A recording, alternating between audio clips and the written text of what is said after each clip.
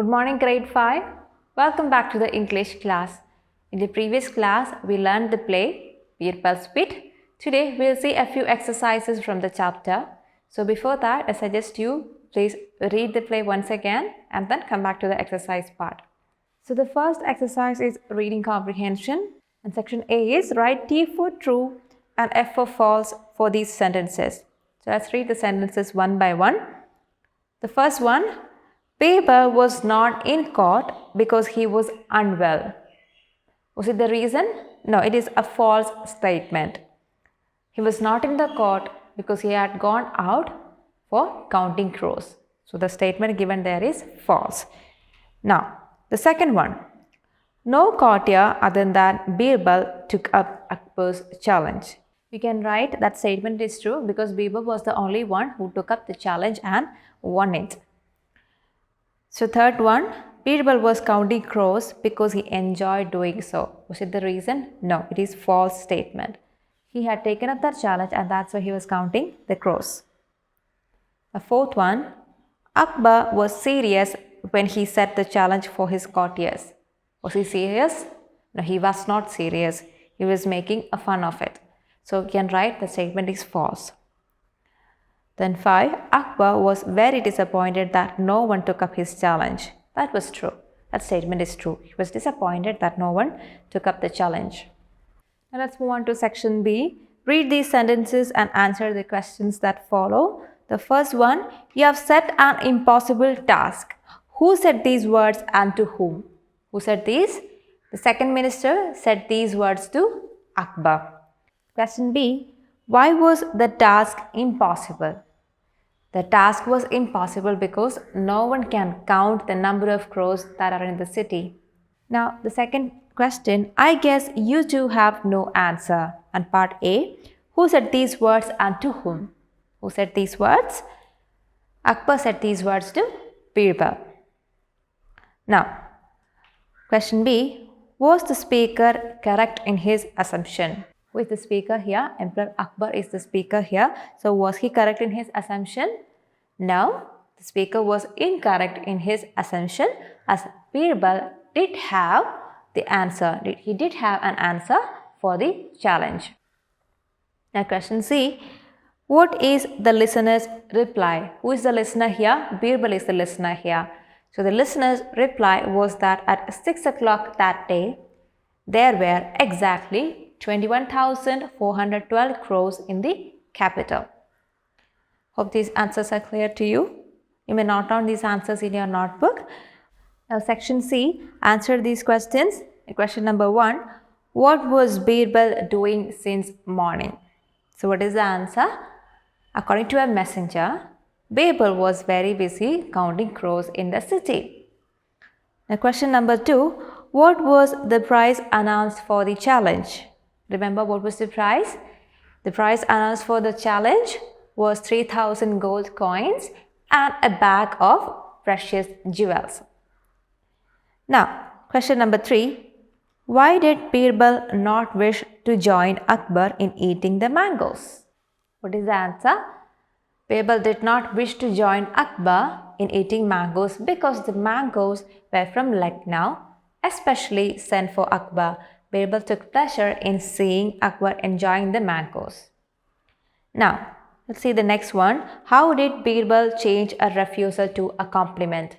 So, how did that happen? Let's see. Birbal turned a refusal into a compliment by saying that rather than eat the Lucknowi mangoes, he took pleasure in seeing his king Akbar enjoying the mangoes. So that's how he turned a refusal into a compliment. Now the fifth one, how did Birbal help Begum Sahiba win the battle of wits? So Akbar quietly scraped all his mango peels and seeds from his plate onto the queen's when she wasn't looking.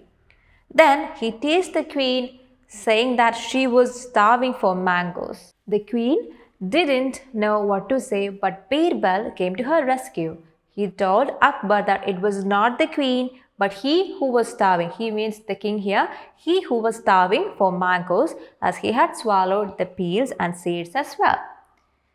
So now let's see the next section. It is think and answer. And there is a question given there.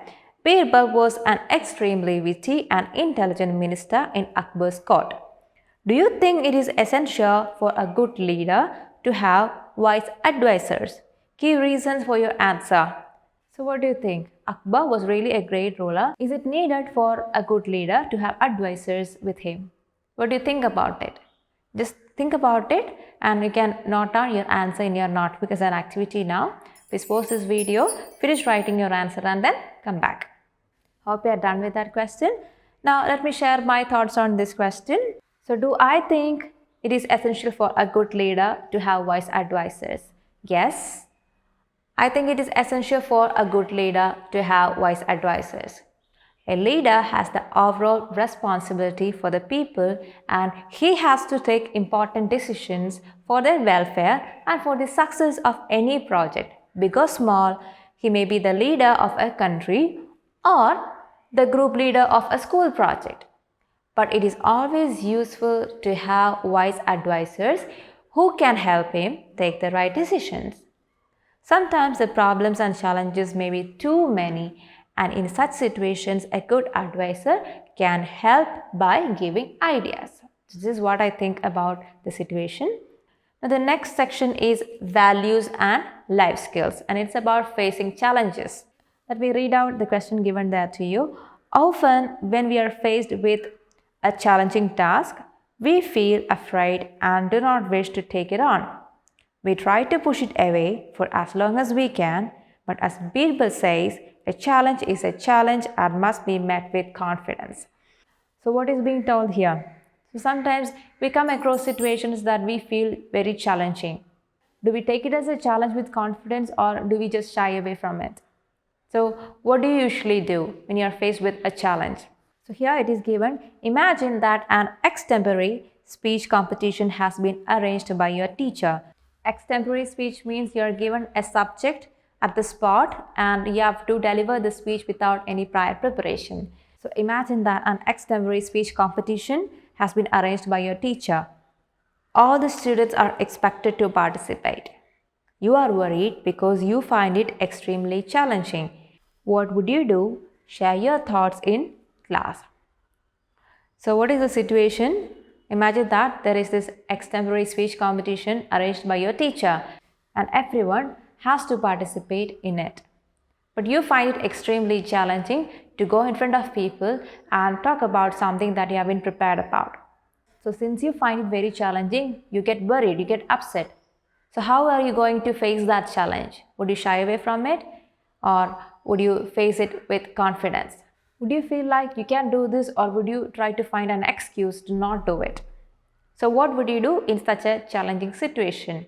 You can share about this.